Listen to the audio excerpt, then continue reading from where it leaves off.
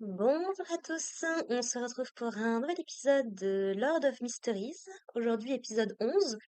Et c'est le retour de la secte de la démone du toutou. Alors là, par contre, cet épisode a dépassé les bornes. Bon, déjà, l'épisode s'ouvre et se termine sur une scène de cannibale. Au moins, c'est bien, on a eu à peu près le contexte entre les deux. Mais également, puisque l'animé n'hésite pas à nous montrer, et ça me fout des frissons rien que d'y penser, des araignées en gros plan pour certaines. C'est non. D'accord? Il y a la violence, il y a les trucs tristes, et tout là-haut, il y a les araignées. D'accord? Alors ça va, j'ai pu regarder l'épisode, mais arachnophobe, faites gaffe. Ça dépend comment vous êtes au niveau de la phobie, mais faites gaffe, quoi. On n'en voit pas tant que ça, très brièvement, mais donc ouais, retour de la secte de la démon.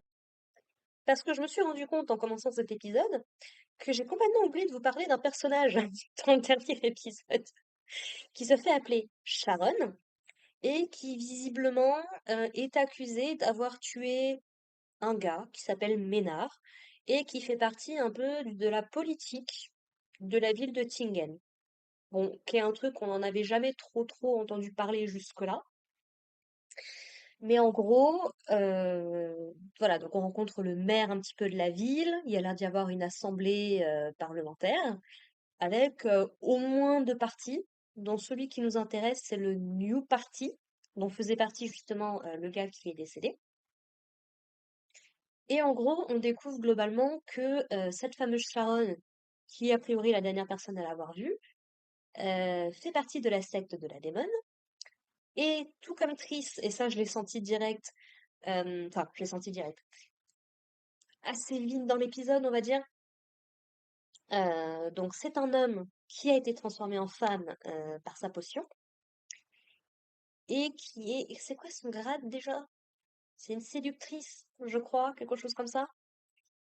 Et en gros, son but, semblerait-il, que c'est de contrôler un peu la populace de Tingen, puisque c'est le retour des fameux pantins avec les noms des personnes écrits dessus.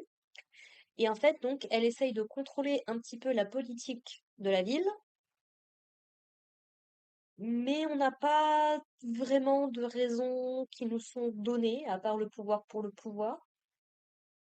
Parce qu'a priori, le but, c'est de sacrifier. Alors eux, tout comme l'ordre de l'aurore, là, leur but, visiblement, ça a l'air de sacrifier toute la population de Tingen pour faire revivre leur dieu. Alors, toute la question, c'est est-ce que toutes les entités des différentes organisations sont des entités différentes ou ne sont qu'une seule et même entité divine? Honnêtement, aucune idée. Mais en tout cas, ils ont le même but. Mais c'est assez courant, commun dans la religion ou dans les sectes, si on arrive simplement à différencier les deux, euh, de parler de l'apocalypse, de la fin du monde, du retour d'un dieu. Ils ont quelque chose à ce niveau-là plutôt en commun. Voilà. Donc du coup, il va y avoir des enquêtes qui vont être menées autour de cette personne-là, notamment là où elle habite. Donc apparemment, elle habite chez le baron de Coy. Voilà. Donc il y a déjà l'équipe du capitaine qui va s'y rendre. Ils ont rien trouvé de particulier, mais Klein, lui, quand il va y retourner, il va découvrir des trucs plutôt inquiétants. Déjà un double fond dans le coffre-fort, donc qui montre l'image de quelqu'un qui ressemble trait pour trait à Sharon, donc très probablement son double enfin son identité en tant qu'homme. Mais également à travers un miroir ou un mur ou je ne sais quoi, grâce à ses nouveaux pouvoirs en fait, eh ben, il arrive à découvrir, il arrive à trouver la fameuse statue de la démone qu'on avait vue avec Triss. Alors, c'est pas clair s'il n'y a qu'une seule statue ou s'il y a plusieurs statues. Parce que la statue finit par être détruite dans cet épisode-là. Et si c'était un truc aussi important que ça a l'air d'être, j'imagine que c'est un truc qu'ils garderaient dans leur église sacrée, quoi. Voilà, je pose ça comme ça. Et en fait, à l'intérieur, va trouver donc cette statue avec les pantins et plein de gens visiblement morts, à moitié momifiés, à moitié bien, comment dire, bien asséchés, pendus dans des toiles d'araignée. Brrr, vision d'horreur, au secours. Chose intéressante, Klein a été capable de s'invoquer lui-même. Voilà, puisque donc Dali lui avait donné quelques leçons sur les familiers. Donc on avait vu celui euh, de Monsieur Azik. Et là, du coup, en fait, euh, comment? Klein est capable d'invoquer un double de lui-même, a priori invisible et intangible, qui peut se déplacer sur de très très grandes distances et faire un petit peu du repérage tranquillement. Voilà. Suite à ça, du coup, et en fait, il utilise pour ça l'invocation qu'il avait donnée au fou et à la justice. Donc ce fameux truc de je ne suis qu'un fou anachronique qui maîtrise la brume et je suis de noir et de jaune là, le machin. Donc du coup voilà. Et du coup bon bah il en réfère forcément à son chef qui décide de récupérer un artefact du coup derrière la porte de Chalice. Donc on découvre ce qu'il y a derrière. C'est comme une immense bibliothèque, mais dans un style très fantastique et j'adore. Voilà. Et donc ils ont un espèce de d'artefact qui est un miroir qui en fait, si c'est la personne qui se regarde dedans, bah, elle meurt globalement. On va résumer ça comme ça. Et c'est particulièrement efficace contre les démons. C'est pour ça qu'il veut récupérer ça. Donc ils y vont tous les trois avec Ken Lee. Donc qui est du coup, si je me souviens bien, parce que comme les personnages des Noctambules ne sont pas particulièrement développés, je veux dire, à part Neil qui n'est plus là, Léonard et Dune, honnêtement, les autres, c'est à peine si on les voit, quoi. Donc, un peu compliqué. Mais Ken Lee, je crois du coup que c'était le gars qui s'était fiancé il y a quelques épisodes de ça. Et qui s'était mis en tête de passer au stade supérieur à la séquence d'après. Quand je vous disais que ça allait commencer à devenir une hécatombe, je pensais pas que ça allait être à ce point. Puisque donc, il va y avoir tout un combat qui va s'engager entre ces trois-là et la démon, donc Sharon. Et en fait, malheureusement, eh ben, Ken Lee se fait avoir, pointe le miroir en direction de ce qu'il pense être Sharon, mais en fait c'est un miroir et en fait il survit pas à l'attaque. C'est-à-dire qu'à un moment, bon, tu craches du sang, tu te dis bon, on peut encore à la rigueur peut-être s'en sortir ou faire un truc. Quand tu commences à expulser ton propre cœur de ta poitrine, là ça commence à être un peu plus compliqué. Voilà.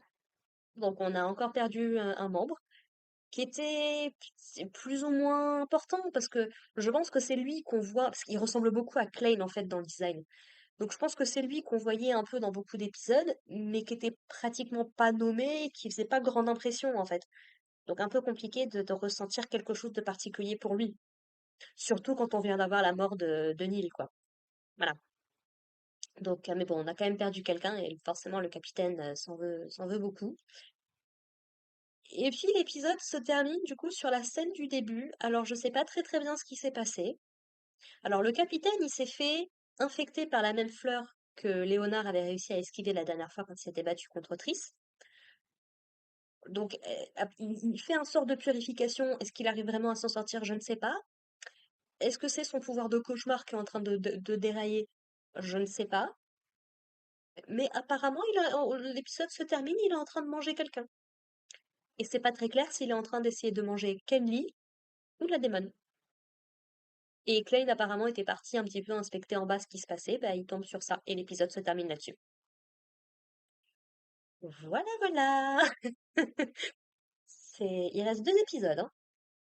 Et apparemment, ouais, l'apocalypse, c'est vraiment pour bientôt, quoi. Si le capitaine il meurt comme ça, ou s'il succombe comme ça, j'avoue que je trouverais ça un peu dommage. On attendra de voir le prochain épisode, hein, mais spécial comme truc, spécial. Voilà. Et puis on découvre aussi une des figures importantes de la secte de la démone, qui se fait appeler la Sainte, bien évidemment. Alors, ça laisse sous-entendre qu'effectivement, ce serait peut-être un homme qui soit devenu femme, puisqu'ils disent personne d'autre que nous ne comprend aussi bien les hommes et les femmes, qui a l'air d'être très très lié aux araignées aussi, je crois, je suis pas sûre, j'ai pas bien compris. et qui n'est pas contente du fait que Sharon, bah, elle ait tué le gars au tout début. Voilà, et qu'elle a l'air un petit peu pas très très belle sous sa robe. Donc, ouais, ouais, ouais. Prochain épisode, je pense que ça me paraît plutôt pas mal. J'ai pas grand-chose de plus à raconter sur cet épisode-là, à part que bah vous venez de sortir d'un deuil. Let's go. Voilà. Sur ce, bah écoutez, on se retrouve la semaine prochaine pour la suite de Lord of Mysteries. N'hésitez pas à me dire ce que vous en pensez dans les commentaires, hein, j'ai pas grand-chose de plus à vous dire à ce niveau-là. Et puis bah, portez-vous bien, prenez soin de vous, prenez soin de vos proches, et puis bah, évitez les araignées. Allez, à la prochaine les gens. Bye.